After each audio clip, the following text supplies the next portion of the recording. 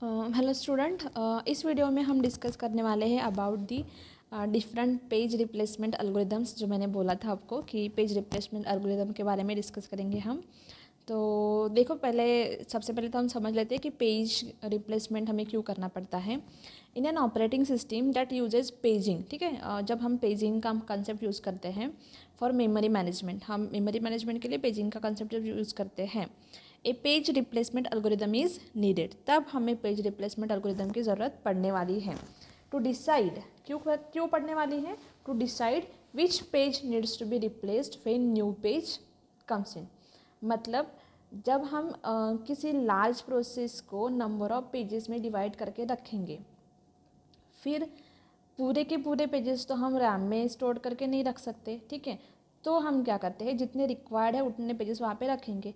अगर किसी ऐसे पेज की डिमांड आई जो कि रैम में अवेलेबल नहीं है, जो कि कहाँ पे है, वर्चुअल मेमोरी में, तो हमें क्या करना पड़ेगा, वर्चुअल मेमोरी से पेज उठा के कहाँ पे डालना पड़ेगा, रैम में। बट रैम में से पहले से पेजेस अवेलेबल हैं, तो कौन सा ये जो हम वर्चुअल मेमोरी से जो पेज लेके जाएंगे वो कहाँ पे रखेंगे, किस पेज के जगह पे रखेंगे, तो उसको हम कहेंगे पेज रिप्लेसमेंट। मतलब इसको हम रख रहे हैं कहाँ पे, दूसरे पेज की जगह पे।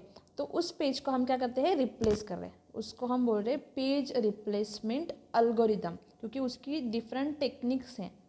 पेज रिप्लेसमेंट की कुछ डिफरेंट टेक्निक्स है, उसको हम बोलेंगे पेज रिप्लेसमेंट एल्गोरिदम। तो हम ऑपरेटिंग सिस्टम में 3 टाइप्स के पेज रिप्लेसमेंट एल्गोरिदम पढ़ने वाले हैं, तो उसको बोलेंगे पेज रिप्लेसमेंट एल्गोरिदम, ठीक है।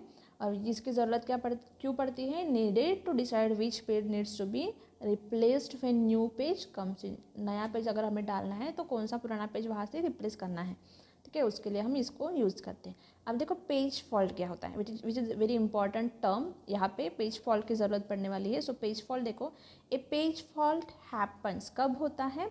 When running program access a memory. जब running program access a memory page, कौन सा, memory page that is map into the virtual address space. मतलब वो कहाँ पे है, वर्चुअल एड्रेस स्पेस में है। रनिंग प्रोग्राम जो है उसको ऐसा पेज चाहिए जो कहाँ पे स्टोर्ड है, वर्चुअल एड्रेस स्पेस में, but not loaded in physical memory. वो फिजिकल मेमोरी में नहीं है।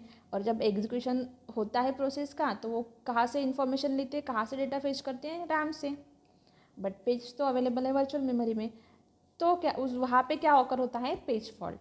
मतलब जो रिक्वायर्ड पेज है वो वहाँ पे मेमोरी में, रैम में, फिजिकल मेमोरी में अवेलेबल नहीं है। तब क्या ऑकर होगा, दैट इज़ पेज फॉल्ट। वहाँ पे पेज है ही नहीं तो क्या होगा, पेज फॉल्ट ऑकर हो रहा है, तो उसको हम बोलते हैं page fault. Okay, since actual physical memory is much smaller. क्यों वहाँ पे अवेलेबल नहीं करके दे सकते हम सारे के सारे पेजेस? क्योंकि क्या होता है, फिजिकल मेमोरी एक्चुअल में स्मॉल होती है, ठीक है। किससे? वर्चुअल मेमोरी से। Physical memory is small than virtual memory, ठीक है।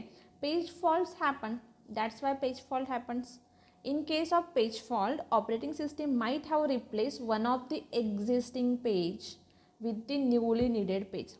तब ऑपरेटिंग सिस्टम क्या करती है, एक कोई पुराना पेज है उसको रिप्लेस करती है नए पेज से जो कि रिक्वायर्ड है, जो कि डिमांडेड है, ठीक है। उससे क्या करती है, पुराने पेज को रिप्लेस करती है।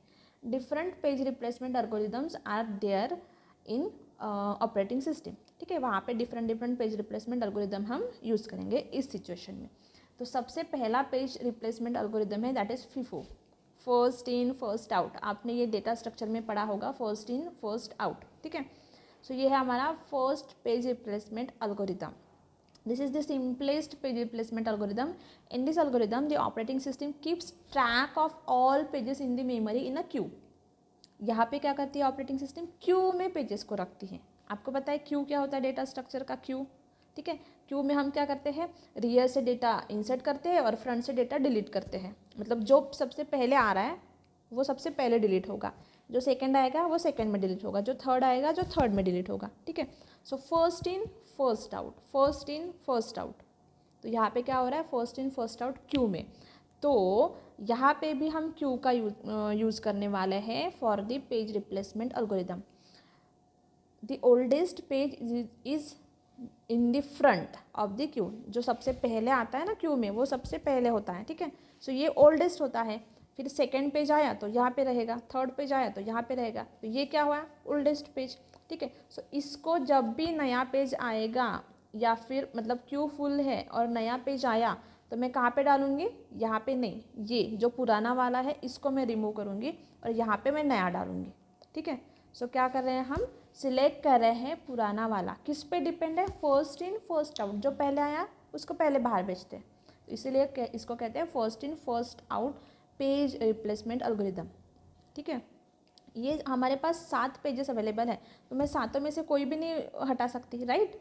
अगर मेरा क्यू 7 का है तो मैं सातों में से कोई भी हटा सकती हूँ क्या, नहीं। फ्रंट रियर यहाँ पे है, फ्रंट यहाँ पे है, तो मैं सबसे पहले कहाँ का एलिमेंट डिलीट करूँगी, फ्रंट का, जो क्या था, जो सबसे पहले आया था, इसलिए इसको first in first out page replacement algorithm कहते हैं। ठीक है, सो एक एग्जांपल लेते हैं, मैं आपको समझा के देती हूँ कैसे होता है।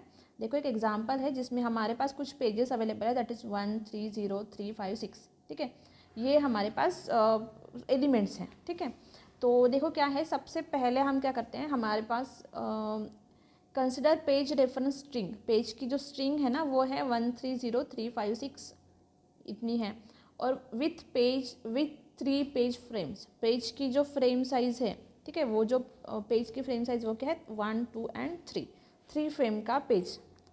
Find number of page fault, हमें क्या करना है, number of page fault find out करना है। अब देखो वो कैसे करते हैं, तो यहाँ पे देखो पेज रेफरेंस हमें स्ट्रिंग जो मिली है दैट इज़ 1 3 0 3 5 6 3, ये हमारी पेज रेफरेंस स्ट्रिंग है। अब देखो पेज की फ्रेम साइज़ कितनी थी, 3, तो 3 फ्रेम का एक पेज रहेगा, 3 ब्लॉक्स का एक पेज रहेगा। तो सबसे पहले हमारे पास फ्रेम क्या है, ब्लैंक है। ठीक है, तो सबसे पहला जो स्ट्रिंग था page reference string that is 1।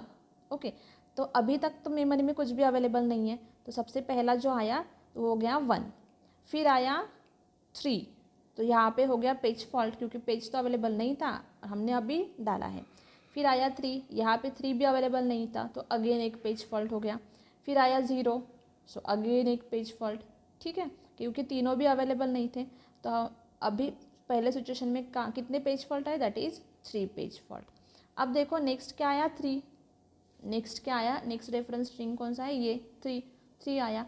तो इस पेज फ्रेम में 3 ऑलरेडी अवेलेबल है, राइट, तो इसको रिप्लेस करने की ज़रूरत है क्या, नहीं, तो हम इसको रिप्लेस नहीं करेंगे, तो यहाँ पे पेज फॉल्ट ऑकर नहीं हो रहा, ये देखो यहाँ पे पेज फॉल्ट ऑकर नहीं हो रहा। ठीक है, 0 पेज फॉल्ट। अब देखो नेक्स्ट स्ट्रिंग कौन सा है, 5 आया। अब हमारे पास पेजेस में 5 है क्या, नहीं। अब मुझे क्या करना पड़ेगा, यहाँ पे पेज रिप्लेसमेंट, मुझे पेज को रिप्लेस करना पड़ेगा क्योंकि मुझे नया पेज यहाँ पे डालना है। तो मैं कौन सा पेज सबसे पहले हटाऊंगी, दैट इज़ पुराना 1। ठीक है, जो फर्स्ट आया था, सो फर्स्ट कौन आया था यहाँ पे देखो 1, सो मैं 1 1 1 1, सो मैं 1 को हटाऊंगी, रिप्लेस करूँगी बाय 5, मैं 5 से 1 को रिप्लेस करूँगी।